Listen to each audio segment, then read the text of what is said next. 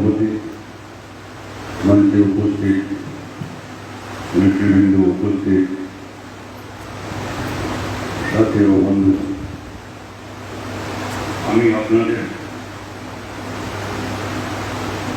কিছু বলার আগে প্রথমে কমরেড বুদ্ধদেব ভট্টাচার্য এবং কমরেড সীতারাম নেত্রীর উদ্দেশ্যে আমার গভীর শ্রদ্ধা জানাচ্ছি এবং যা আমরা বলি এই কংগ্রেসের উদ্দেশ্যে আমরা বলি তাদের নামে কালসালাম। আর একটা বলি যে আসলে কি বলি সেটা বড় কথা নয়, কি আমরা সভা করলাম, কি এই যে একটা পরিবেশ সেখানে আমরা মিলিত হয়েছি, এই সবটা নিয়ে মূল কথা কি, কেন আমরা স্মরণ করি? স্মরণ তো জীবনের নিয়ম, যে জন্মায় মানুষ আর মৃত্যু, এই একটা সত্য যা কেউ অস্বীকার করে, সবাই জানে। নানা অনুষ্ঠান, নানা রীতি, এটা খালি বাংলায় নয়, সারা দেশ জুড়ে পৃথিবীতে নানাভাবে এসব আনুষ্ঠানিকভাবে পালিত হয়।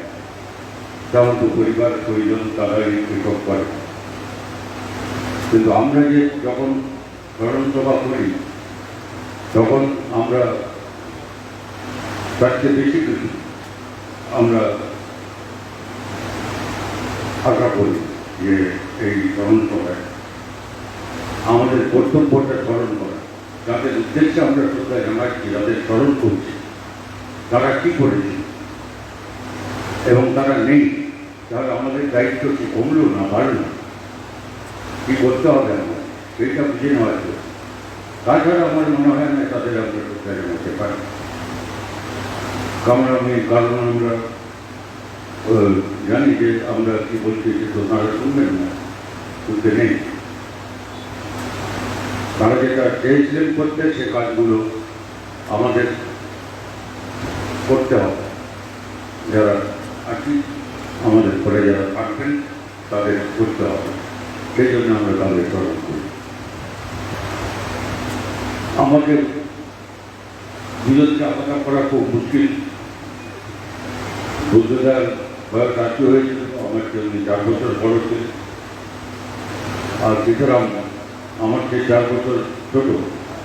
কাজে এটা একটা খুব ব্যক্তিগতভাবে বেদনার বিষয়, কিন্তু যে একটা আমি বুদ্ধদার ব্যাপারটা বয়স হয়েছে, ভাবতাম চিন্তায় অনেকদিন শয্যাশায়ী ছিলেন, তবে এইরকম একটা ঘটনার মধ্যেও একটা সান্ত্বনা ছিল, এই যে শেষে সকালবেলায় যখন ওই খবর দিলেন, ডাক্তার ফোন করলেন আমাকে, উনি শুধু বলে আমাকে ফোন করছেন, দেখছেন যে অক্সিজেন স্যাচুরেশন কল করছে, উনি দেখছি একটু পরে আপনাকে বলছি। তার মানে সকালে ঘুমের মধ্যে কষ্ট পান, এটা একটা সান্ত্বনার ব্যাপার, বয়স্ক হয়েছে। কিন্তু সীতারামের ব্যাপারটা তো মেনে নেওয়া খুব মুশকিল, কারণ আমরা আমাদের যাদের বয়স হচ্ছে, আমাদের পার্টিতে যে নিয়ম আছে তাতে এই যে পার্টি কংগ্রেস হবে 4 মাস খানিক পরে, তাতে আমাদের এবারে সেখান থেকে বিদায় দিতে হবে, আমাদের যেসব পদে আছে। কারণ এমনিতে এসব ছিল না, এটা আমরাই করেছি। যে এরকম হয় না তো যে একটা বয়সের পরে যখন পারছে না, যা করার কথা সবটা শারীরিকভাবে, মানসিকভাবে, অনেক কিছুভাবে যখন পারি না আমরা, তখন আমাদের দায়িত্ব হচ্ছে তরুণদের, তাদের অপেক্ষাকৃত তরুণ প্রজন্ম, তাদের হাতে দায়িত্ব দিয়ে যায়। তো আমাদের চিন্তায় আমরা ছিলাম যারা বয়স্ক, তারা আমরা ভাবলাম যে টিকিট করেন তো আমাদের বলেন, আর আপনারা সব চলে যাবেন, তাহলে কী হবে, কী করে চলবে এসব। তো একটা সন্তান ছিল যে সীতারাম দাস, ওর বয়স এখন আইডি কার্ডে আরো 3 বছর থাকবে। এইটা খুব বেদনা দেয়, কিন্তু বেদনা তো ব্যাপার না, আমাদের তো খালি কষ্ট পেলে হবে না। কত লোক খেলে যাচ্ছে, কেউ উঠে পড়েছে, সেটা আমরা তার থেকে আলাদা এরকম না। তো এতদিন কাটিয়েছি একসঙ্গে, একসঙ্গে কাজ করেছি, নানা অভিজ্ঞতা, নানা স্মৃতি সেসব তো আছে। কিন্তু আমরা যখন এখানে মিলিত হয়েছি তখন এই দায়িত্বটা বুঝে নেওয়ার জন্যে যে তোমরা ঘুমাও কমপ্লিট, আমরা দিকে আছি, আমরা দিকে কাজ, এইটার জন্যই আমরা সদস্য। এটা মনে করি হয়, এটা আমাদের জেগে থাকার সময় যখন ওরা ঘুমাবো। আমরা বুদ্ধদেব ভট্টাচার্য যে বলতে হয় আমাদের এই জন্যে যে তিনি আমাদের মধ্যে বেশি, এবং যারা আছেন তার মধ্যে 2-1 বাদ দিলে বিমানদার কথা আমি বলছি না, কারণ অন্য সবার উপরে বড়। তো এখন ব্যতীত বাকি যারা আছেন, তো তার মধ্যে বুদ্ধদানি আমার খুব বেশি কিছু বলতে চাচ্ছি না আপনাদের, কিন্তু কারণ কেউ জানে না এরকম কিছু না। আমি অনেকে বিশ্বাস করি এখানে আছেন যারা আমার চাইতে বেশি জানে, কম কিছু জেনে না বুদ্ধদান। তো আমি তাহলে এইটুকু বলতে পারি যে ওর সবচেয়ে বড় একটা গুণ ছিল যে যেটা উনি ভাবতেন এবং ঠিক মনে করতেন, রাস্তাটা ঠিক করতেন, দৃঢ়ভাবে সেটাকে অনুসরণ করতেন, যেখানে কোনো দোদুল্য মানুষ। এবং আমি কখনো দেখিনি, দেখার অবকাশ হয়নি, আমার সুযোগ হয়নি, হয়তো সম্ভাবনাও ছিল না, যে ওই রাস্তায় উনি কখনো একটা সিদ্ধান্ত হওয়ার পর, রাস্তা ঠিক হওয়ার পর যে উনি আবার পেছচ্ছেন, সেরকম সেটাও উনি কখনো ছিল। এটা কঠিন একটা ব্যাপার, সবাই পারে, সবাই থেকে পারতে হবে, আমি তাও বলছি। সে সিদ্ধান্ত নিই আমরা যখন তখন ভেবেচার চিন্তে যদি না নিই, তাহলে আপনাকে একটু পরে অভিজ্ঞতা থেকে পরিবর্তন করতে হতে পারে, পেছতে হতে পারে, থামতে হতে পারে, সময়ের জন্য অপেক্ষা করতে হতে পারে, এগুলো অস্বাভাবিক।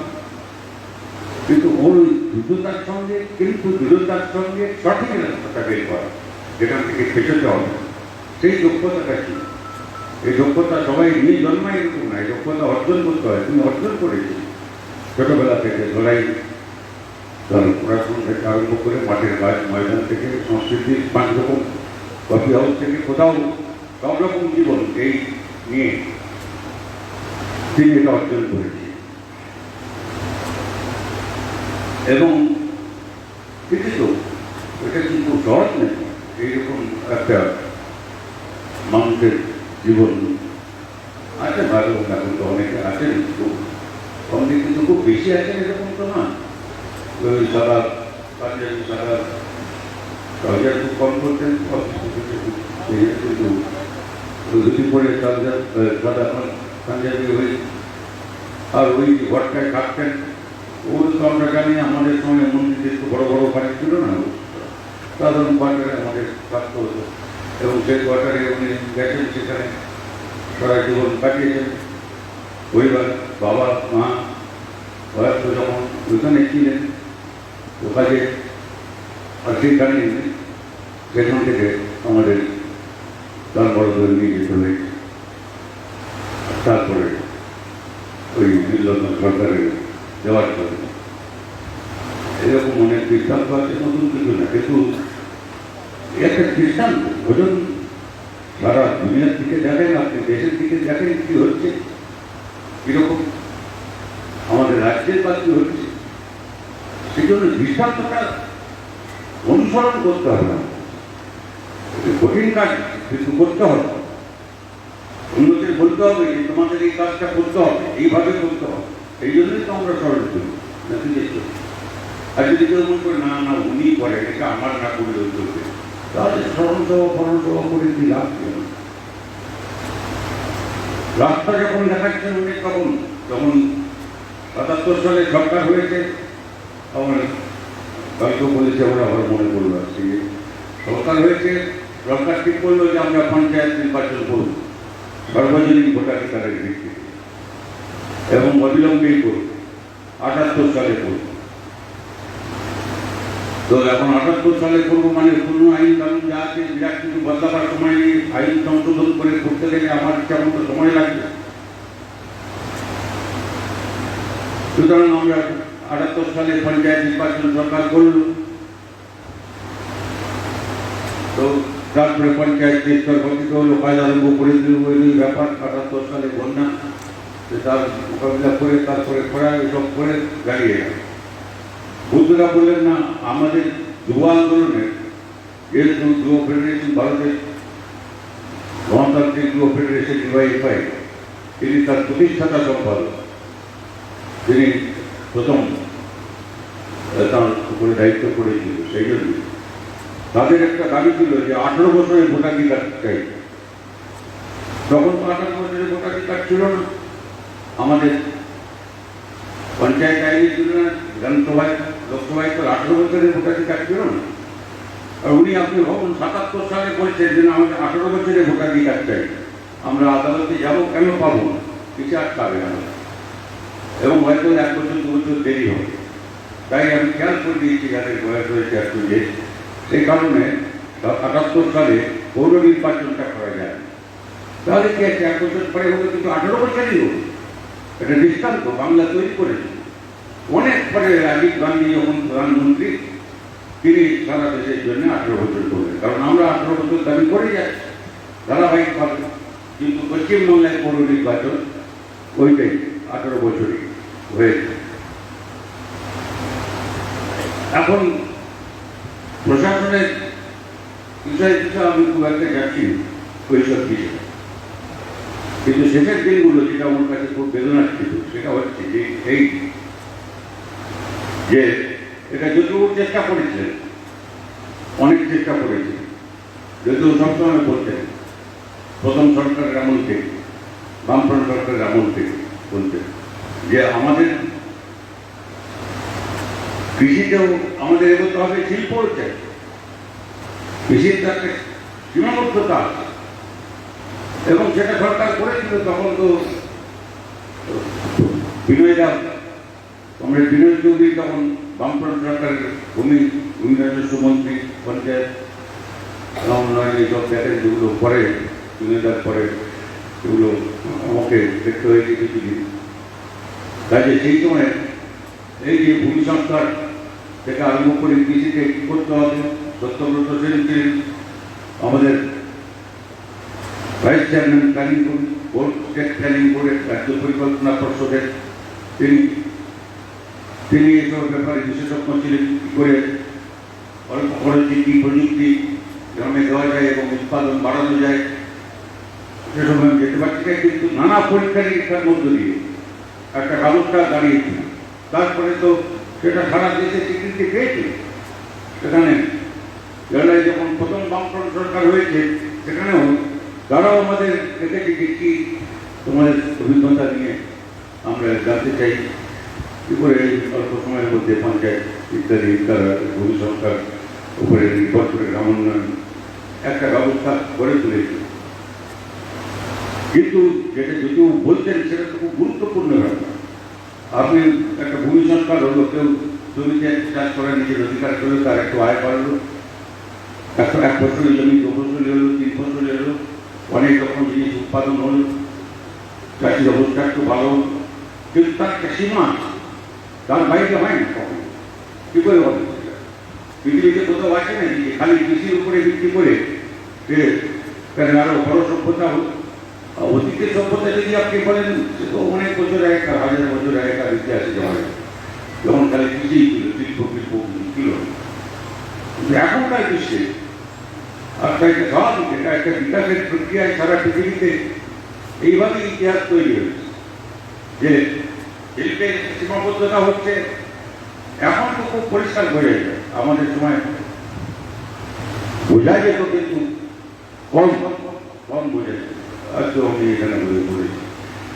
যে আমাদের কৃষিতে কিছুদিন পর বিকাশের পর যেটা দেখা গেল যে গ্রামীণ বেকারি একটু কমেছে, কারণ যারা লেখাপড়া করেননি তারা কৃষিকাজ করতেন, তারা কৃষিতে 2-3 হলে কাজ পেতেন, সুতরাং কর্মসংস্থানটা বেড়েছে। কিন্তু তারপরে কাজ পাচ্ছিলেন না, কোথায় যাবে? এই যে বাইরে যাওয়া, এই জিনিসটা শহরে চলে আসে, গ্রাম থেকে শহরে চলে আসে, যদি ওখানে কাজ পাওয়া যায়। এই জন্য সেইটা যদিও বলতেন, কি বলতেন যে তার সেইসবের মধ্যেও যে আমরা ক্ষুদ্র শিল্পে, মাঝারি শিল্পে আমরা সব রাজ্যের মধ্যে প্রথম ছিলাম, কারণ সেটা রাজ্য সরকারের সদিচ্ছার উপরে নির্ভর করে। বৃহৎ শিল্প তার উপরে নির্ভর করে না, বড় শিল্প তার লাইসেন্সিং এইসব যে ব্যবস্থা ছিল আগে, এবং তার সঙ্গে যেখানে একটা বৈমাত্র ব্যবস্থা ছিল যে মাসুল সমীকরণের নীতি। আমাদের এখানে কয়লা আছে, আমাদের এখানে লোহা খনিজ আছে, আমাদের কি উড়িষ্যার কি, বিহার কি, পূর্বাঞ্চলে এসব জায়গায় আছে আমাদের, এবং সেখানে সেই তার সুবিধা হচ্ছে যে আমরা এখানে ইস্পাত শিল্প ইত্যাদি আরো অনেক করতে পারি। কিন্তু মাসুল সমীকরণে এটা হলো যে আমার এখানে থাকার সুবিধা আমি পাবো না। এই জিনিসগুলো সারা জীবনে উত্তরপ্রদেশ একদম উত্তর থেকে দক্ষিণ পর্যন্ত আর সব জায়গায় এক দাম হয় মাসুল সমীকরণ, তার উপরে সরকার মাসুল ছেড়ে দিয়েছে, ফলে তার সুবিধা আমরা পেলাম। কিন্তু স্বাধীনতার সময় আমাদের যা তথ্য আছে সবাই জানেন এসব কথা, যে ক্ষুদ্র মাঝারি শিল্প মানে এসব যা ছিল, তারপরে অন্য বড় শিল্প যেটুকু ছিল সেই সবগুলি আমাদের এখানে শ্রমিকদের সংখ্যা এখানে বাংলায় এটা বম্বের চেয়ে বেশি ছিল, অল্প কাছাকাছি কিছু বেশি ছিল, কিছু যাচ্ছিল না। তারপর আমরা এইসব নীতি হওয়ার পরে আরো পিছিয়ে পড়েছি, যখন এগোবার স্বাধীনতার পরে সেটা আমরা এগোতে পারি। তাহলে কর্মসংস্থান হবে কি করে, মোট আয় বাড়বে কি করে?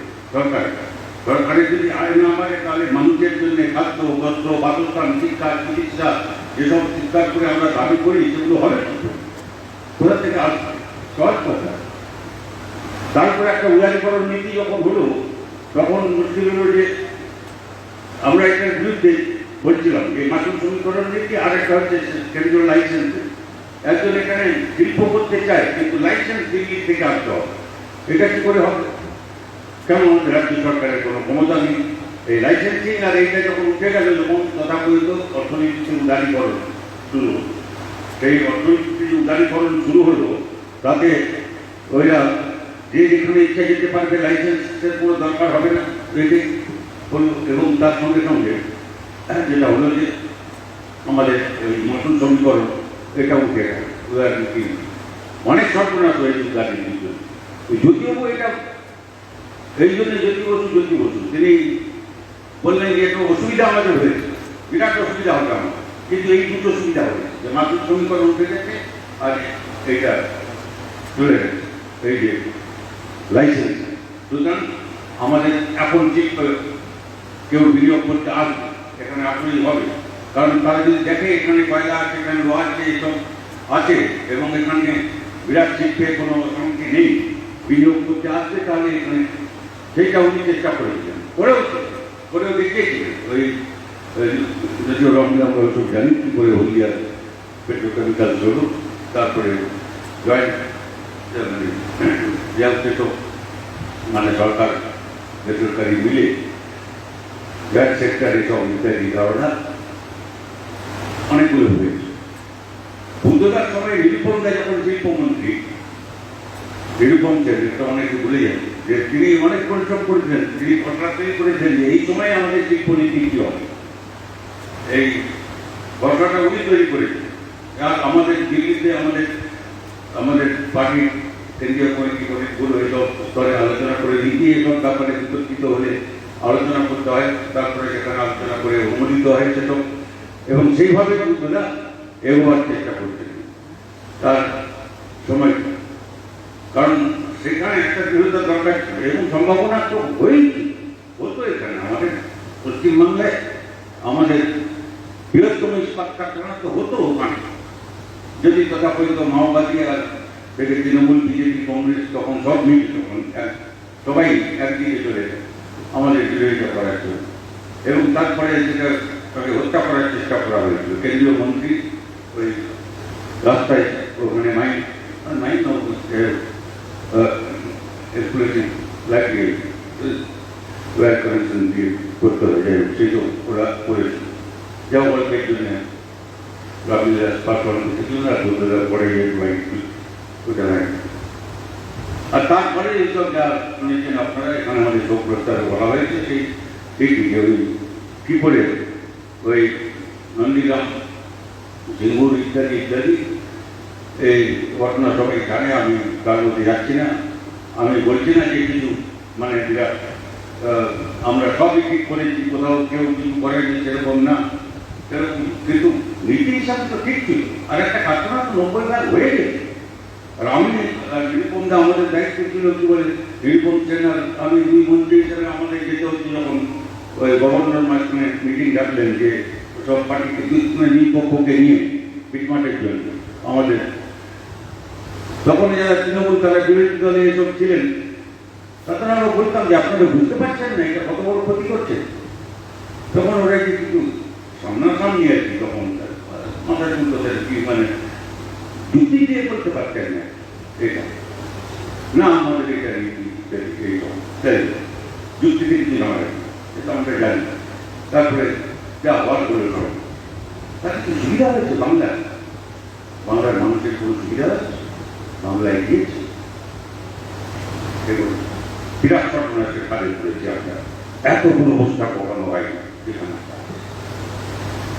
সেই জন্যই আমাদের স্মরণ করতে হচ্ছে যে এইটা যে বুদ্ধদা উনি সুবিচার পান না, সেটা আমাদের মনে রাখতে হবে এবং তার যে অভিমুখ ছিল সেগুলো জন্যে আমাদের সচেতন থাকতে হবে। তাহলে একটা স্মরণসভা করে কি হবে?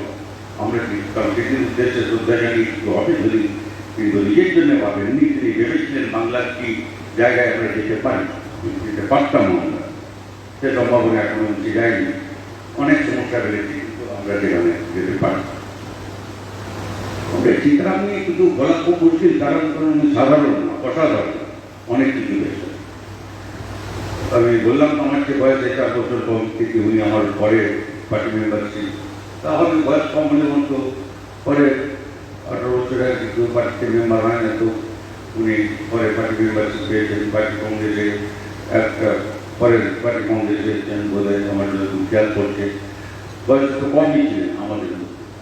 তো সেখানে কিন্তু সেই বয়স থেকে জন্মেছেন বয়স মানে ওখানে এখন তখনকার তামিলনাড়ু এবং দুভাগ হয়েছে, সেটা নয়। এখন ম্যাড্রাসে যেটা আমাদের রাজ্য ছিল এবং যে তামিলনাড়ু, সেখানে আন্ধ্রপ্রদেশে নয়, তামিলনাড়ের যে আন্তর্জাতিক এরিয়া আন্তর্ভাষী যারা তেলেগু ভাষী আছে সেই জায়গায় এখানে দেখানো হয়েছে। আমি খালি মনে করিয়ে দিচ্ছি আপনার।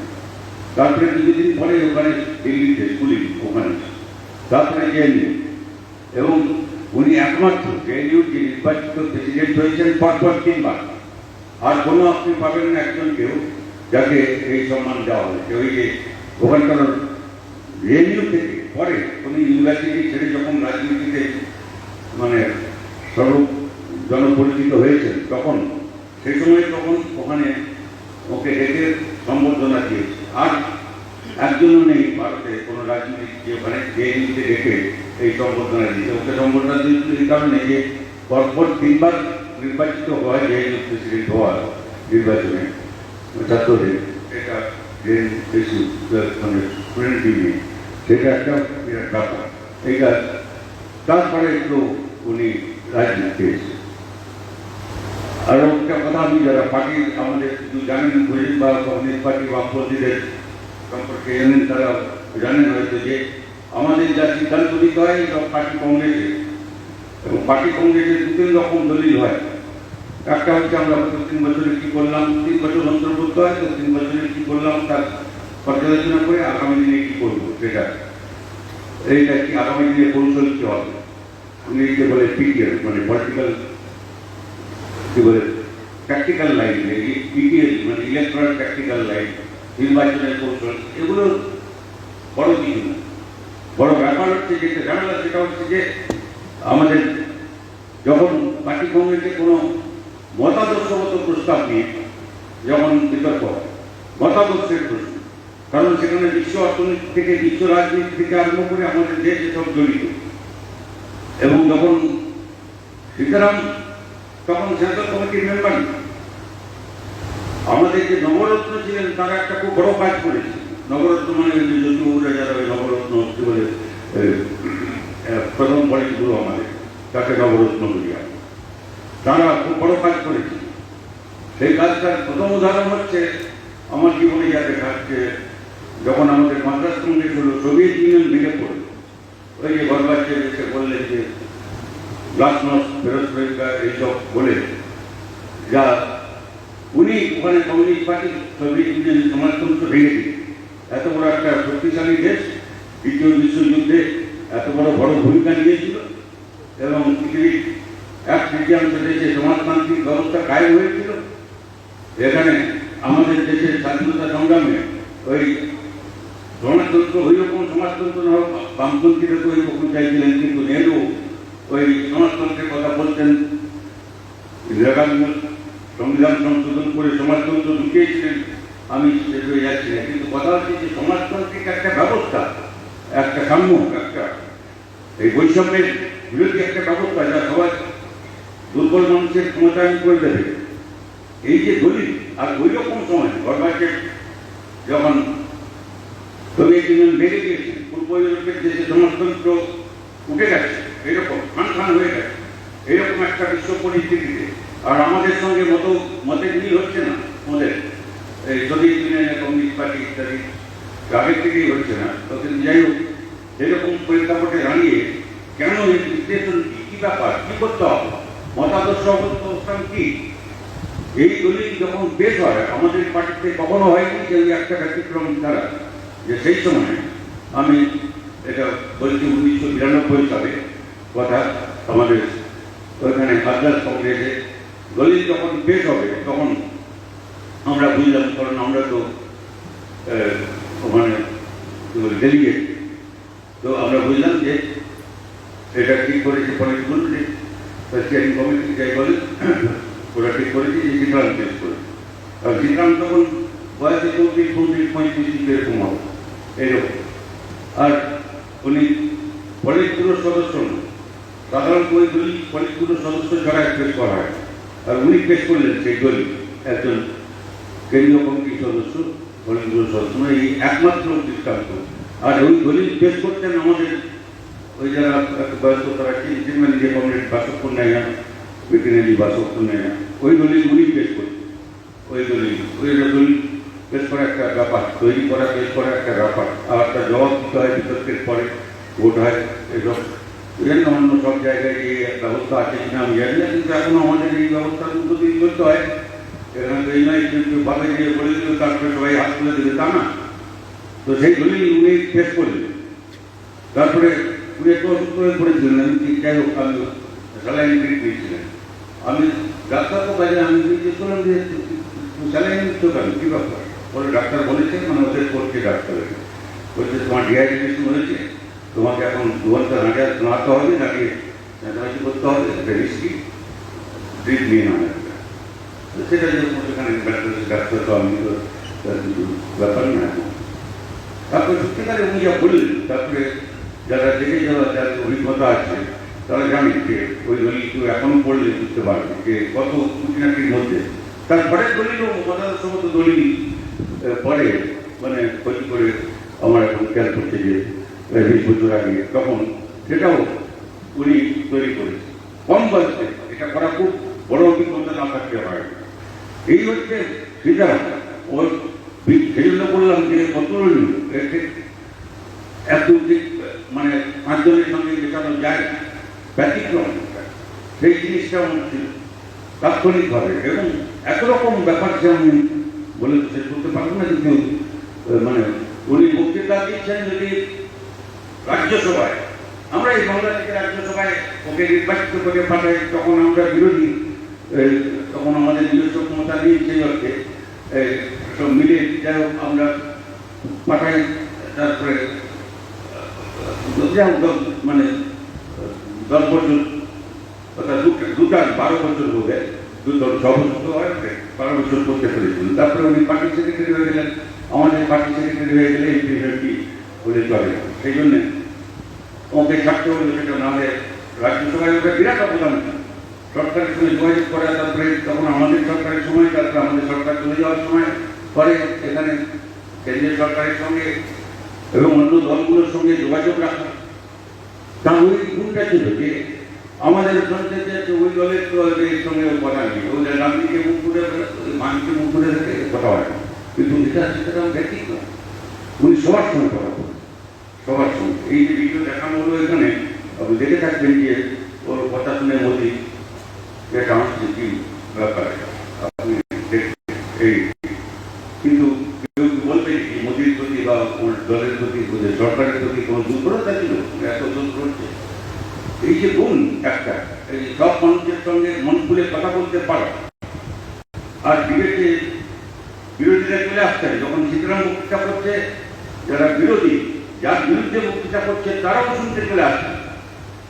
আমি কথা বাড়াচ্ছি না, কারণ কত জায়গায় যত আমাদের সমস্যা এখানে যখন এই চিটফান্ড নিয়ে হলো, আমরা বিরোধী দল, তখন তো আমরা প্রধানমন্ত্রীকে দেখা করতে গেছি, যে কি হয়নি, যাই হোক পরে তারপরে। কিন্তু তার আগে আমরা চেষ্টা করেছি ওখানে, যখন ইউপিএ সরকার যখন হলো তখন চেষ্টা করেছি সীতারামকে, উনি সব দিয়ে গেছেন। আমি নাম বলতে পারি না এখন, কংগ্রেসের বড় নেতা, তার ওর বাবা দিয়েছিলেন যে কি বলে মানে তোমার গুরু হচ্ছে সীতারাম, ওই তোমাকে পড়াবে রাজস্থানে, আমি চলে যাচ্ছি।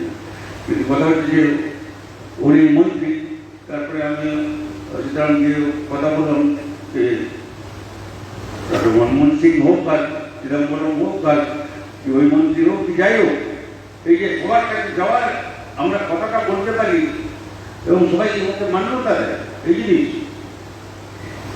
নাহলে কেউ বলে যে আমার ছেলেকে তুমি দেখে দিও, যে আমার ছেলেকে যেন অন্য কিছু না হয়ে যায়। কংগ্রেসের বড় নেতা ছিলেন, ওর ছেলেও পরে মন্ত্রী হয়েছিলেন, যার কাছে আমরা গিয়েছিলাম, মনে করছি। তো কাজে সেটা কিন্তু শিক্ষা এখান থেকে দিতে হবে তোমার কাছে। এইটা বিরোধী, আমরা তাকে স্মরণ করছি, আমরা স্মরণ করছি এই জন্য এই সব কথাগুলো মনে রাখবার, এই সব কথাগুলো আয়ত্ত করবার। তিনি তার কথা আমি হতে পারবো না, যে সবাই হতে পারবে না, সেটা কোনো ব্যাপার না, কিন্তু কীভাবে তিনি আয়ত্ত করেছিলেন এত কম বয়স থেকে, যে সংগ্রাম করে, আপনারা চান না যে আমাদের পরবর্তী প্রজন্ম সেরকম হোক, এবং সেই তাদের জন্য আমরা যেভাবে পথ প্রস্তুত করি, আমাদের তাই আমরা এখানে মিলিত হয়েছি বলে আমার মনে হয়। তাহলে আমি কথা বাড়াতে চাই না আপনাদের, খালি এই কথাগুলো সামান্য কিছু কথার শেষ নেই। আমাদের উচিত হচ্ছে যে যেটা উনি করে গেছেন, বহু লড়াই করে, যেটা আমরা পার্টি কংগ্রেসে আমাদের সব সিদ্ধান্ত হয়, পার্টি কংগ্রেসে এখানে সারা দেশের সম্মেলন লিস্ট থেকে একদম বই নির্বাচিত হয়ে যারা যান, তারা ওখানে যান, বিতর্ক হয়, দলীয় উপরে কী হয়, কী হবে, এই পদ্ধতিতে কী হবে, সেটা সীতারামের লড়াইয়ের ফল এটা হচ্ছে যে শেষ পর্যন্ত উনি এটা পেরেছিলেন, এই যে ইন্ডিয়া ব্লক বলে এটা তৈরি হতো, এটা উনি করতে পেরেছিলেন। এটা সহজ কাজ ছিল, এটা মত বিরাট শক্তি ছিল না। এই হচ্ছে আমাদের সবাইকে বোঝাতে হবে, একে ওকে এই এবং তৃণমূল ওখানে গেলেন, ওখানে আর নামটা উনি একটা ডিবেট করলেন, যেটা ইন্ডিয়া বলে, যাই হোক সেটা বড় কথা না। সেটা হচ্ছে যে হলো, কিন্তু নীতির ব্যাপারে তো ওদের সঙ্গে কোনো মিল, যে কারণে ইন্ডিয়া বলে তৈরি হলো, সেই নীতির ব্যাপারে তো ওদের সঙ্গে কোনো মিল হয় না। তৃণমূলের কথা বলছি। আমাদের অনেকে জিজ্ঞেস করতেন যে কি ব্যাপার, আপনারা ইন্ডিয়া করে সীতারাম রাখেন আর ওর সঙ্গে নাকি মুখ্যমন্ত্রী আমাদের চাপ রাখেন, তোমার সময় কি চাপ সেইটুকু নাকি? না, আমার সঙ্গে চা ফা খাওয়ার কোনো ব্যাপার না। ওকে দেখলে আমি এই দিক দিয়ে চলে যাই, আর ও আমাকে দেখলে ওই দিক দিয়ে চলে যায়, তাহলে এটা ব্যাপার না। তো কাজে আমি বলছি এটা যেখানে আসবেন না, তাহলে আর মুশকিল আছে। আমি ছোট্ট ভাই আমি বলছি বলে এসব কথা কিন্তু আলোচনার জন্য বলছি। আমি বলছি কি লড়াইটা করতে হয়েছিল এইটা, অর্থাৎ কেন যে আমাদের নীতি আমরা মনে করেছি স্বাধীনতার পরে এইটা বৃহত্তম বিপদ আমাদের সামনে। একটা বাজপেয়ী সরকার আমরা দেখেছি 5 বছর, আর 5 বছর কি 2 বার সরকার মানে ভেঙে গেছিল, তারপরে হলো 5 বছর একটু বেশি, যাই হোক সেটা সেই সরকার আমরা দেখেছি। কিন্তু এই সরকার যখন হলো মোদী সরকার, তখন কজন বুঝেছিলেন যে এই সরকারটা কিছুতেই মানে 5 বছর পরে থাকবে, এর মধ্যে বুঝতে পেরেছিলেন 3 বার জিতবে, এটা কেউ ভেবেছিল? সেই যে সেইবার জিতবে সেটাই কি কেউ ভেবেছিল? কিন্তু ভুল, ছোট করে দেয়। এবং সেই বিপদটা আমরা বুঝতে পারছি, এবং বিপদটা আমরা আগেই বুঝতে পারছি। বাংলায় বিপদটা অনেক বেশি, তার কারণ হচ্ছে এটা যদি খালি একজনের বিরুদ্ধে লড়াই হতো কোনো অসুবিধা ছিল না, আমাদের লড়তে হচ্ছিল দুজনের। কারণ প্রথমবার বললে কে শুনছে, ওই কি বলে, আমি যখন বিরোধী দলের নেতা তখন উনি এলেন ওই যে RSS প্রধান সেই সময়, তারপরে পরে কিছুদিন পরে উনি আসেন মাঝে মাঝে, মন ভাব আসেন। আর মুখ্যমন্ত্রী খবরে কাগজে বেরোয় যে ওর থাকা খাওয়া কি ফল ফান নিয়ে সেটা নিয়ে যাওয়া, মানে ব্যক্তিগত ব্যাপারে তো ওরা খবর রাখেন, ভালো সম্পর্ক ওর সঙ্গে, এটা হতেই পারে। কিন্তু আমার এই জন্য আমি বলছি যে বলে উনি গিয়ে ওদের সার্টিফিকেট দিয়েছিলেন, গান্ধী হত্যাকারীদের আমাদের মুখ্যমন্ত্রী সার্টিফিকেট দিয়েছিলেন, সেটা আমরা ভুলে যেতে পারি না যে দেশপ্রেমিক এদের বলেছিলেন। আর ওরা ওকে বলেছিল যে আমাকে 1% সাপোর্ট দাও, তাহলে বাংলায় কমিউনিস্টের ওটি কমপন্থীদের ওটি দিতে পারো। আর সেটা হয়েছে, দল তো ওরা রেজিস্ট্রি করে দিয়েছিল। তারপরে উনি বললেন আমি গিয়ে বিজেপিকে রেখে নিয়েছি, আমি এখানে কাউন্ট করবো, যুক্ত লড়বো একসাথে। লড়েছিলেন উনি, সেইভাবে বিজেপির সঙ্গে ছিলেন, ছেড়ে এসেছিলেন, আবার বিজেপিতে গেছেন, কতবার যাতায়াত করেছেন সেসব ইতিহাসে আছে। আর এখনো যখন এইসব কাণ্ড হচ্ছে, এই যে আমরা দেখছেন রাজ্যকর নিয়ে সারা বাংলা উত্তাল যখন হচ্ছে, তার মধ্যেও উনি এসেছিলেন আর বলে গেছেন ওই বিজেপির লোকদের যে তোমরা এই রাজ্য সরকারের বিরোধিতা করবে। এবং সেই সম্পর্কটা আছে RSS বিজেপিকে চালায়, RSS বিজেপি আর এদের দুজনকেই চালাতে পারে। এবং তাদের প্রধান শত্রু হচ্ছে বামপন্থীরা, তারা যাতে মাথা না তুলতে পারে।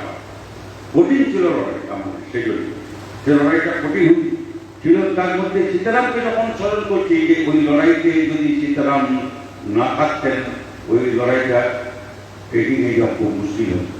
যেটুকু হয়েছে বিজেপি শক্তি কমেছে, এককভাবে সরকার করতে পারে, কিন্তু বিজেপি ভোট যদি ধরেন 1-2% কিছু কমেছে, 1-2% মধ্যে 1% একটু বেশি কিছু এরকম কিছু কমেছে, এটা ভোট বিরাট কিছু কমে।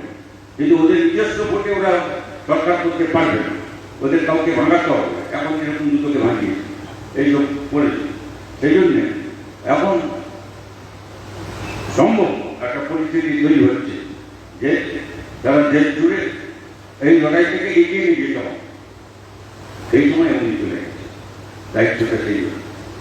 তাই মনে রাখতে হবে যে মতাদর্শ, রাজনীতি, সংগ্রাম, সংগঠন, এই 4টা কথা যা আমাদের কি জন্মান্তর ধরে আমরা শুনে আসছি, আমাদের পূর্ববর্তী প্রজন্ম থেকে এখনকার প্রজন্মকে আমরা বলি যে এই ছাড়া আমরা এগোতে পারব, বাংলা এগোতে পারবে না, দেশ এগোতে পারবে না, ভয়ঙ্কর অন্ধকারের দিকে চলে যাচ্ছে এবং সেখান থেকে ঘোরাতে হবে। তা না হলে আমরা বুদ্ধদেবকে সিদ্ধান্তকে স্মরণ করে আমরা ঠিক আমাদের দায়িত্বটা পালন করতে পারব। আমাদের এই 4 ফ্রন্টেই ধরতে হবে, একটা বাদকে হয় না। মতাদর্শ কেউ বিরাট সুতরাং জানতেন, কিন্তু উনি যদি না জানতেন যে মতাদর্শ মতো দলিল পেশ করলে তো হয় না, খালি এই লোকগুলোকে একসঙ্গে আনতে হবে, তাদের সঙ্গে কথা বলতে হবে। এই কাজ এটা আলাদা কাজ, আর দর্শন আলাদা কাজ। মতাদর্শ, রাজনীতি আর সংগ্রাম, সংগঠন আর এইসব 4টা জিনিস মিলিয়ে করা, এটা হচ্ছে একটা বড় দৃষ্টান্ত। এবং সেই জন্যই আমরা তাকে স্মরণ করছি আজকের কাজটা বিয়ে নেওয়ার জন্য, আজকের চ্যালেঞ্জটা বিয়ে নেওয়ার জন্য, যেটা তিনি করবার জন্য সংকল্পবদ্ধ ছিলাম, যেটা আমরা বড় ভরসা রেখেছিলাম যে আমরা না থাকলে উনি থাকবে। এই যে সেই দায়টাই যে আমাদের উপরে এসে পড়েছে, আমার প্রজন্ম ছেড়ে থেকে কিন্তু আমার পরবর্তী প্রজন্ম, তাদের উপরে আমার প্রজন্মের যারা আছেন, বেশি যারা আছেন, কান্তি যারা আছেন, সবারই আমাদের দায়িত্ব হচ্ছে।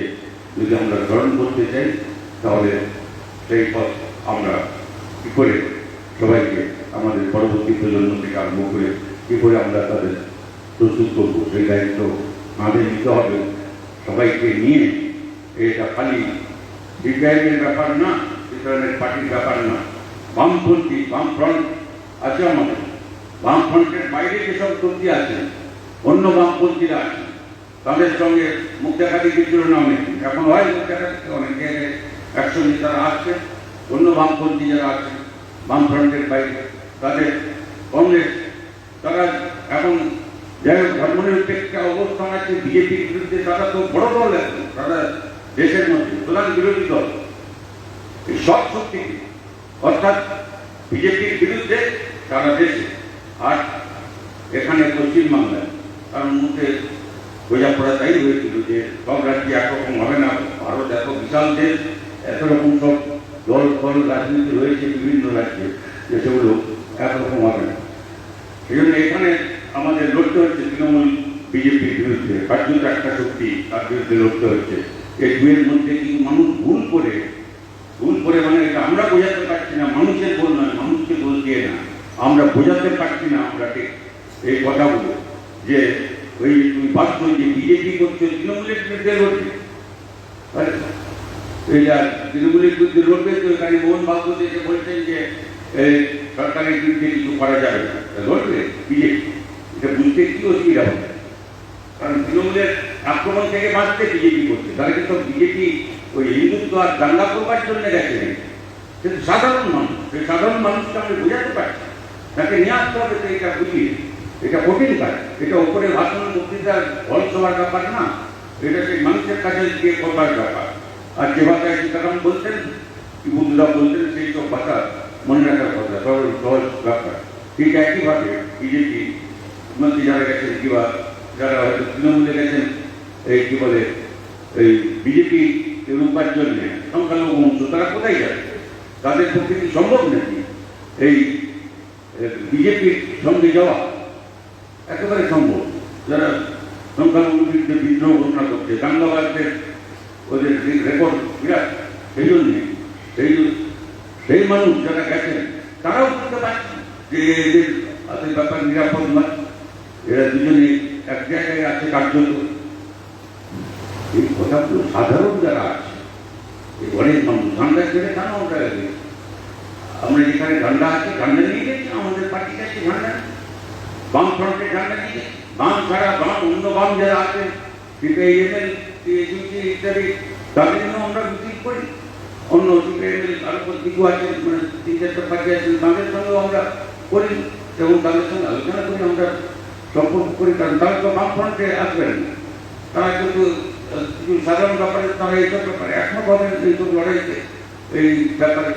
আর তার বাইরে কংগ্রেস আছে কি, যে কেউ তৃণমূল বিজেপি বাদে ধর্মনিরপেক্ষ গণতান্ত্রিক শক্তি, তারা বামপন্থী হন বা না হন, তাদের সবাইকে একজোট করে যেরকম সীতারাম করতে পেরেছিলেন, সেই কাজ আমাদের এখানে করতে হবে। সেটাই হচ্ছে আমাদের সামনে বড় চ্যালেঞ্জ, সময় বেশি বাকি নেই। সেই কাজ আমি আশা করি সম্পূর্ণ করার জন্য আপনারা আমাদের সাহায্য করবেন, যাদের দায়িত্ব বুঝে নেওয়ার দায়িত্ব বুঝে দেবেন।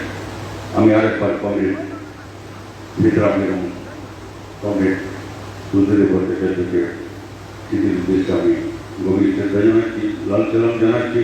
বলে কমরেড অমর রয়, আমাদের কাছে অমর হচ্ছে স্মৃতিতে অমর, মানুষ কেউ অমর হয় না, মৃত্যু বাঁচার পরে এক জীবন একটাই, এটাই আমরা বিশ্বাস করি।